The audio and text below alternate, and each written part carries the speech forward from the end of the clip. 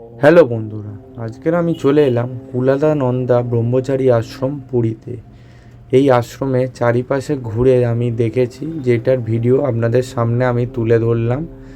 আশা করছি ভিডিওটা দেখে সবারই ভাল লাগবে। ভাল লাগলে অবশ্যই লাইক, সাবস্ক্রাইব, কমেন্ট অবশ্যই করবেন। আপনারা ভিডিওটা ভালো করে দেখুন।